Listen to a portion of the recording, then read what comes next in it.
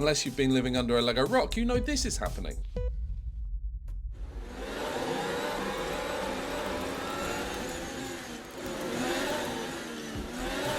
That's right, you can't ignore the LEGO and F1 partnership in 2025. It's bringing some amazing Speed Champion sets, some phenomenal icon sets, some city stuff for the kids, and also some amazing 1/8 scale Technic models for your shelves, including Ferrari Red and Red Bull Blue. And as we are at the precipice of what promises to be the best Formula 1 season since 2021, Ferrari have stolen the pre-season headlines. Okay, buddy. Welcome, Lewis. Likewise. So excited. Yes, as we all know by now, the 7-time world champion and the most successful driver in Formula 1 history is going to F1's glamour team, Ferrari. Now, if you're into LEGO and F1 like me, you'll know there's been plenty of LEGO Formula 1 sets over the years. These sets have spanned multiple themes and started way back in the 1970s. However, I believe there was a golden age between the late 90s and early noughties when LEGO produced some amazing Ferrari cars, and I'd like to show you some of them. We had set 8157, which is the 1/9 scale Ferrari F1 set from 2008, which we have sealed complete in box right here. And the 1/24 scale 248 Ferrari F1 wind back from 2007, which is complete with minifig head right there. Whoa! And then we have this one. This is 8652. It's the famous 17th scale Enzo from 2005. It's from the Racers theme, and it is genuinely the second best Ferrari Lego have ever made, only bettered by this one. And this is of course the creator expert Ferrari F40 from 2015. This might be the best vehicle Lego have ever made, which we also have here and here. But the first genuinely brilliant Ferrari set that Lego ever made was this one, set 2556 from the model team theme. It was from 1998 and is an absolute superstar. As all Lego Formula 1 cars are based on the previous year's design, I believe this set is based on Ferrari's 1997 Formula 1 car, but there's no doubting who is in the driving seat for this model. This car was driven by another 7-time world champion, Micheal Schumacher, winner of 91 races, 155 podiums and 68 pole positions. The perfect winner for Lego to pair up with in the 90s to show off this amazing Lego Ferrari vehicle. So let's take a look at the set I am talking about. It is of course set number 2556. It has 580 pieces, it has a box, it has instructions. I'm going to build it for the very first time. So come along for the ride as we discover the first great Lego F1 car. Hello everybody, welcome back to Brickify. That was a bloody long intro, wasn't it? Anyway, we are the home of vintage Lego here on YouTube. I'm of course Lewis. These are of course some Ferrari Lego vehicles. Now, I absolutely love some of these. The F1 pullback and the Enzo are amazing. The F40 obviously speaks for itself. Absolutely phenomenal vehicle. I'm curious, tell me, these two are looking a little shabby because the stickers are old. They're starting to peel off.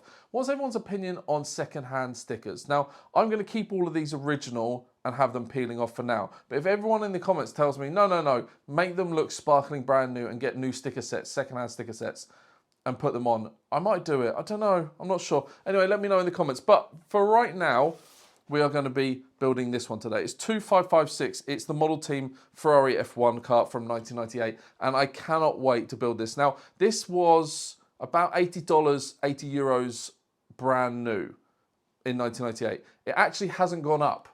So it's still 80 bucks and 80 euros if you want to buy it new, complete in box right now. However, I paid less than half of that and I still get the box and I still get the instructions and all that. So I'm very much looking forward to building it. I'm not going to say it's a white whale, but it's certainly one I've been really looking forward to building. My actual white whale is sitting in a box and you saw it earlier on.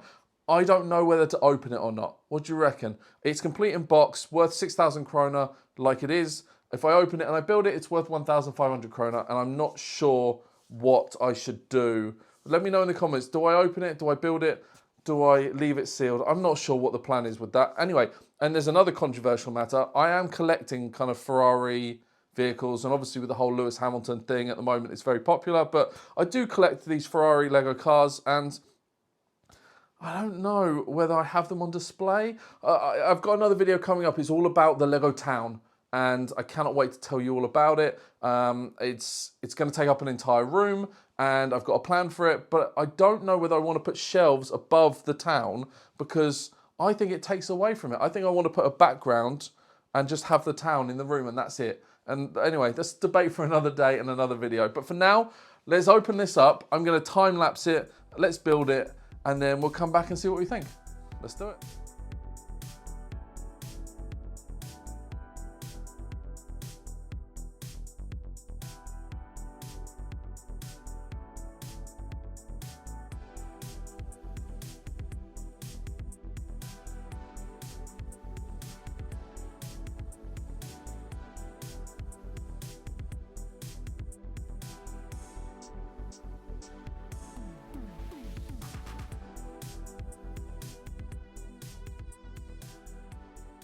There we have it. I'm so pleased I got this.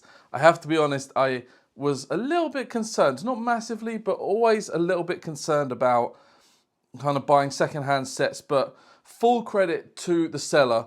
It came packaged brilliantly in its own box. This was bubble wrapped. The Lego itself was separated by color, but that's fine. Especially with a small set, it's only 580 parts, so it's okay. Let me start by talking about the box art.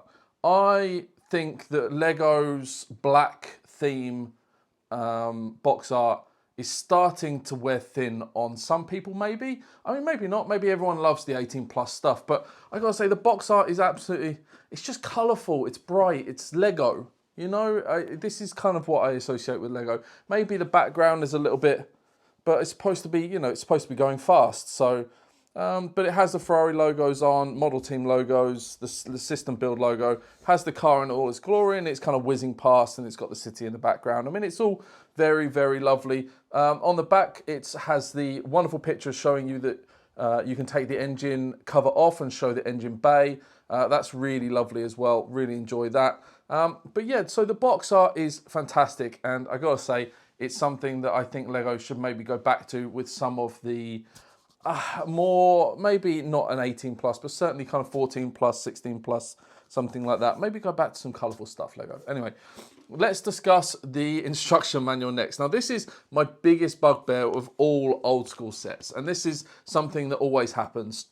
Now, if we have a flick through the manual, you'll notice that actually some of it is very clear and it's done in stages as normal Lego sets are today. However, when we start flicking through and we get to the more, not technical parts, there aren't technical parts, but there are some parts where you just go, there's a lot of red in here and I'd like it a little bit clearer. Yeah, it's slightly convoluted, but the instructions are pretty and they are colourful and they're done in the kind of A4 straight up configuration rather than on its side. So I like that, I appreciate that. And yeah, overall, again, it just matches the box art. So yeah, the instructions are all good.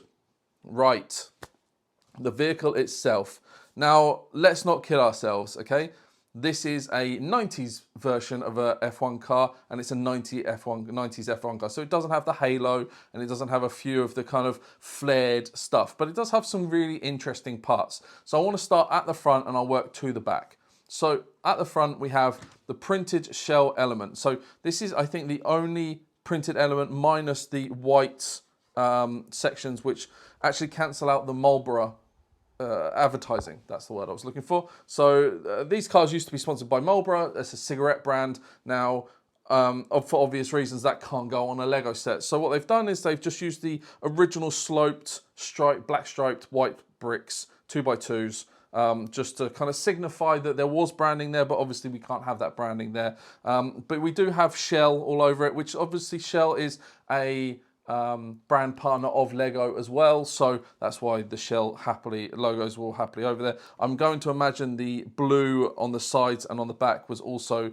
maybe Hewlett-Packard, something like that. But anyway, so let's start at the front. We've got the number 1, which is a sticker. We have the Shell stickers, which were applied by the previous owner, and I've left there. They're not exactly straight, but they'll do for today. We have as I say, the printed nose with the printed shell. That's the only printed part, apart from, as I said earlier, the 2x2 slopes. We then we work up. So it's a very simple section, the nose and the front wing. But, you know, it actually looks quite good. It's got some stickers on either side. And then we work up the nose up to the front axle. And we have stickers on 2x2 tiles working our way front the driver's position down the nose. Now we actually have steering here, which is steering. You can use the steering wheel to steer like that.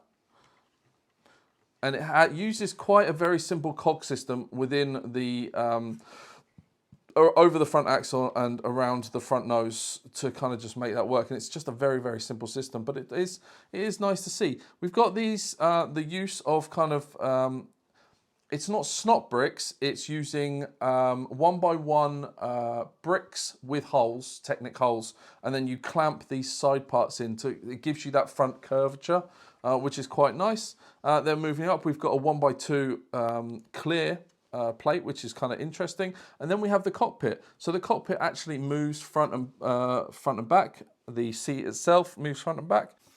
We then have this section here. So this is the air ducts. This is where all the air goes from the car into the engine. These are side pods in Formula One terms, but and famously Mercedes tried a zero pod formation, which didn't work very well a couple of years ago. But we have the side pods there. It's a little bit blocky, but obviously it's Lego, so it's not surprising. But I do really, really like the way this is built up. It's quite smart, it's quite clever. It kind of offers you the same way as if you were going to build a Lego hill and you'd plate it like this, and it gives you that curvature effect even with without using slopes or tiles. It kind of does it across here, which I actually really like and I appreciate because I do like open studs. I think it looks quite smart. Now, the next thing we're going to move on to is round the back up here. So we have the air box again, which goes into the engine, and then we have the engine cover itself. So to take off the engine cover, we literally just lift and it comes off in one section there. It is just a load of bricks and slopes put together, and then it shows the V10 engine in the back. Now everyone will tell you that the V10 engine is the key to every kind of Formula One enjoyment from back in the day. The noise, the sounds. I do remember Lewis Hamilton once at a test listening to Fernando Alonso driving a V10 and him going, oh, that sound is just so good, man. I mean, it's the greatest sound of a racing car ever. I hate that they got rid of it. So, you know, even Formula One drivers miss the old V10 engines, but that engine bay is phenomenal. It looks fantastic. It's got the Ferrari logos on the top and it's got the Ferrari logos on the side, and it just looks great. It's probably one of the key parts of this entire vehicle. Now let's move on to the rear axle. There is no suspension on here. There is no differential.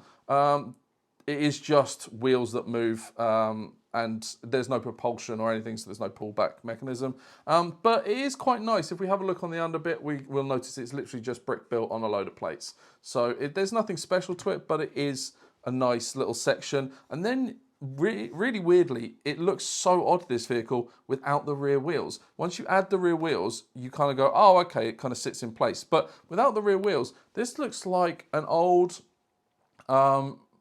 Maserati. Is it an MC12?